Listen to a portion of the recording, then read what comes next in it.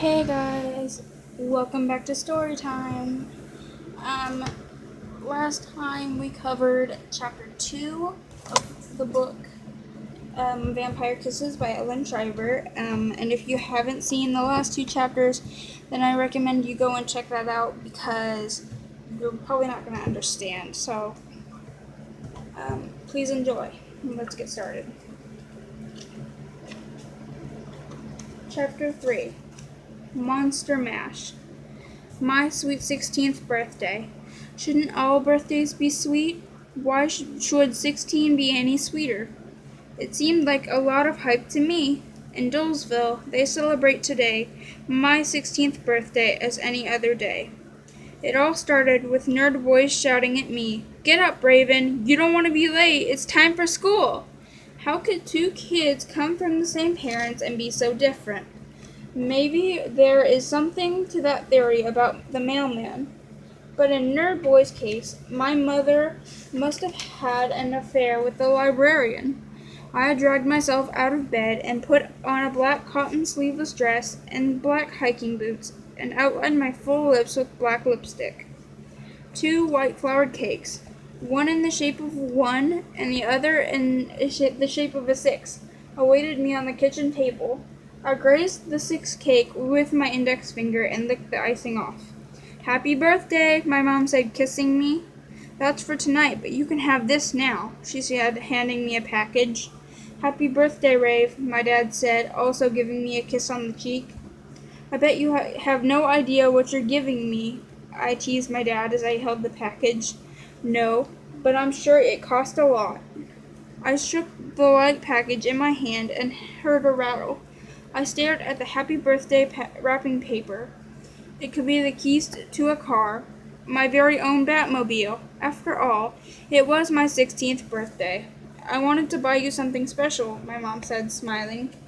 I ripped the package open excitedly and lifted the jewelry box lid. A string of shiny white pearls stared back at me. "Every girl should have a pearl necklace for special occasions," my mom gleamed. This was my mom's corporate version of hippie love beads. I forced a crooked smile as I tried to hide my disappointment. "Thanks," I said, hugging them both. I began to put the necklace back in the box, but my parents glared at me, so I reluctantly modeled it for them. "It looks gorgeous on you," my mom glowed. "I'll save them for something really special," I replied, putting them back in the box. The doorbell rang, and Becky came in with a small black gift bag. "Happy birthday," she shouted as we went into the living room. "Thanks, you didn't have to get me anything." "You say that every year," she teased and handed me the bag. "By the way, I saw a moving van last night outside the mansion," she whispered. "No way, someone finally moved in?" "Guess so, but all I saw were the movers carrying in oak desks, grandfather clocks, and huge crates marked soil.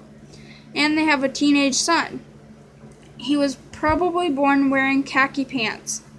And I'm sure his parents are some boring Ivy Leaguers," I replied. "I hope they don't remodel it and chase out all the spiders." "Yeah, and tear down the gate and put up a white picket fence. And a plastic goose on the front lawn." We both giggled like mad as I stuck my hand into the bag. "I wanted to buy you something special since you're 16. I pulled out a black leather necklace with a pewter charm. The charm was a bat. "I love it," I screamed, putting it on.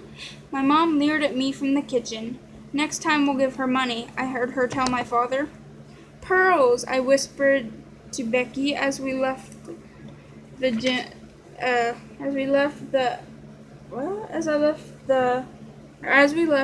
was in gym class. Well, I don't understand that. Okay. I was in gym class wearing a black shirt, shorts, and combat boots instead of the required white on white and gym shoes. Really, what's the point? I thought. Does a white ensemble make a student a better athlete? "Raven, I don't feel like sending you to the office today. Why don't you just give me a break for once and wear what you're supposed to wear?" Mr. Harris, the gym teacher, whined. "It's my birthday. Maybe you could give me a break this once." He stared at me, not knowing what to say. "Just today," he finally agreed, "and not because it's your birthday, but because I'm not in the mood to send you to the office." Becky and I giggled as we went off toward the bleachers. where the class was waiting. Trevor Mitchell, my kindergarten nemesis, and his shuffling sidekick Matt Wells followed us. They were perfectly combed, conservative, rich soccer snobs. They knew they were great looking, and it made me sick that they were so cocky. "Sweet 16, Trevor said obviously, having overheard my chat with Mr. Harris. "How lovely. Just right for love, don't you think, Matt?" They were close on our heels. "Yeah, dude," Matt agreed. "But maybe there's a reason she doesn't wear white. White is for virgins, right, Raven?" He was gorgeous, no doubt about it. His blue eyes were beautiful, and his hair looked as perfect as a model's.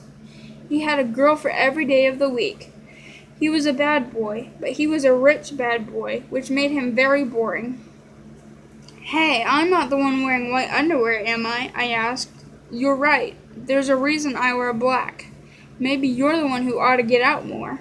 Becky and I sat on the far end of the bleachers, leaving Trevor and Matt standing on the track. "So how are you spending your birthday?" Trevor shouted, sitting with the rest of the class, loud enough for everyone to hear.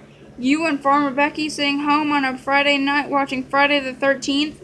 Maybe placing some personal ads? 16-year-old single white monster girl seeks mate to bond with for eternity."